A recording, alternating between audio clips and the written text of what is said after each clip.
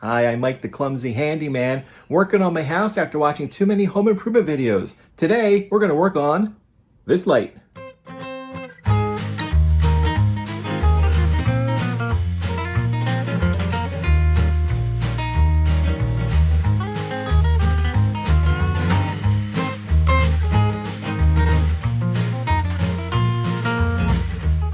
This ceiling fan light hasn't worked in years. It's again one of those things where we were thinking about calling an electrician when I finally decided to look into it myself. Remember, don't do what I do because I have no idea what I'm doing. We put in a dimmer switch and things were fine for a while, but then the light stopped working. So first, I started out testing to see if the switch was getting electricity, used my voltage detector and it was. Checked the light to see, and it wasn't. Hopefully, it's just a switch issue.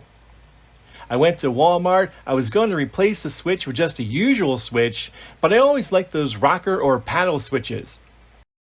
I made an executive decision and bought one without consulting the girlfriend. And luckily, I remembered that the rocker switches are bigger, so I needed to get a new faceplate too. I almost walked out without getting the faceplate. That would have made me mad when I got home and realized I need a new one. Back home, I turned off the circuit breaker to the light. Bloop. And then double check to make sure there's no electricity flowing. It's not beeping, so we're good. Okay. It's probably best to get rid of the dimmer switch anyway, since you're not supposed to use them with those vanilla soft serve ice cream light bulbs. You have to use dimmable bulbs, and they seem expensive, and it's really hard to find incandescent bulbs. So I take off the faceplate, then take the switch out. Yep, that's my 90-year-old house wiring. And maybe we're having issues because when I took the switch out, a wire nut fell to the floor. I took the whole box out, and with it came two small pieces of wood they were using to hold things together. It's because of the lath and plaster, no drywall. So those little pieces of wood filled in some gaps where the screws go. I'll get more into lath and plaster in another video, but here you can see it. Basically, there's wood slats that you smear plaster all over.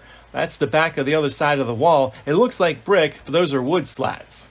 I put the box back and screw in everything I screwed out. Remember those two small pieces of wood? You can see how they were used here. They're screwed into the top and to the bottom. I wire up the new switch and screw it into place. Sorry for the motion sickness inducing camera work. This was before I got my forehead flashlight, so I was holding the phone and the flashlight while I was recording. Now the faceplate is on, looks good. Turn on the circuit breaker and check for electricity. It's time to give it a go. My fingers crossed on my other hand, I flip or rock or paddle the switch. Whee! Success! We have our dining room light back. And feel that cooling effect from that fan. Ah! Another home improvement in the books. Again, that was a simple one, just replacing a switch, but I'm glad it's done after years of it not working.